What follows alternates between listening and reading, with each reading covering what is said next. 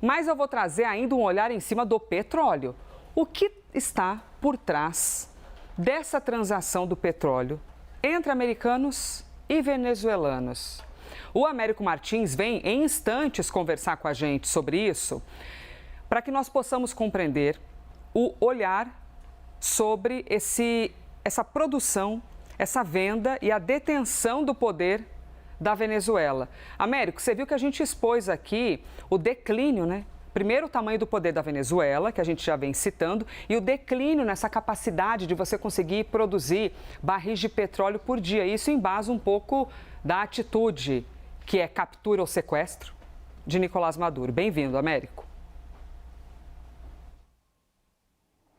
Muito obrigado, Elisa. Muito bom dia para você e para todo mundo que está nos acompanhando. Um dos fatores dessa queda na produção da Venezuela foi claramente o embargo imposto pelos Estados Unidos e por muitas outras potências ocidentais com relação à indústria petrolífera da Venezuela.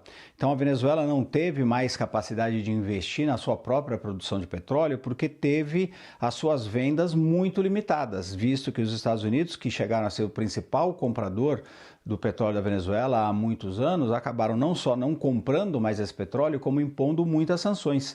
Sanções, inclusive, aos navios que transportam esse petróleo. E aí a Venezuela ficou com poucas opções de vender, acabou tendo que vender, inclusive por preços menores, para países como a China, que está muito preocupada, obviamente, com esse processo todo. Inclusive com esse anúncio do presidente Donald Trump de que os venezuelanos vão entregar até 50 milhões de barris de petróleo para os americanos, petróleo que possivelmente seria originalmente destinado para a China. E por isso a China tem feito tantas críticas à interferência dos Estados Unidos na Venezuela. Agora, Elisa, o presidente Donald Trump publicou essa informação nas redes sociais, mais uma vez pegou todo mundo de surpresa e mais uma vez não deu os detalhes que são muito importantes para a gente poder ter uma avaliação exata do que está acontecendo, inclusive para o mercado de petróleo saber o que vai acontecer, ter algum horizonte ali de planejamento.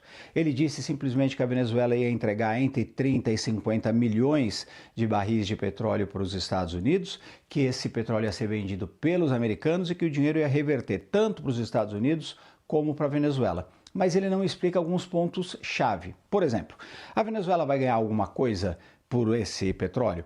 Isso é uma indenização que está sendo paga pelas empresas que foram estatizadas e que exploravam petróleo lá nos Estados Unidos e eram americanas. Isso é um acordo político entre os Estados Unidos e a Venezuela para baixar a tensão, para os Estados Unidos pararem de ameaçar com tanta frequência os venezuelanos e o país começar a pensar num processo de transição. Se não tivermos essas respostas e nem o presidente Donald Trump, nem o governo da Venezuela estão interessados em dar essa resposta nesse momento, a gente não consegue fazer esse cálculo de mais longo prazo.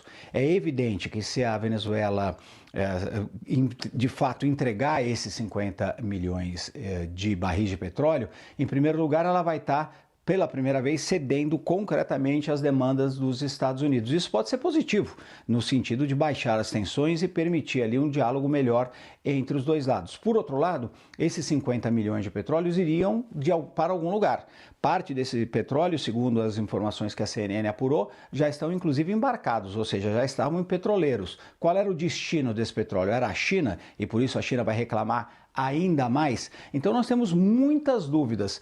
O mercado do petróleo está animado porque tem essa perspectiva de que vão conseguir mais acesso ao petróleo venezuelano, o que é muito importante, mas essas dúvidas são fundamentais, até para explicar como a China vai reagir, quais são as capacidades ali, ou a realidade de um acordo que permita baixar a tensão na Venezuela e permita estabilidade para o investimento, porque é necessário essa estabilidade para que isso aconteça. E enquanto todo esse debate acontece, Elisa, Outro ponto que chama muito a atenção é que continua ninguém falando de democracia, como você colocou lá no começo, na sua introdução aqui, lembrando que não existe liberdade de expressão na Venezuela, que existem muitos prisioneiros políticos.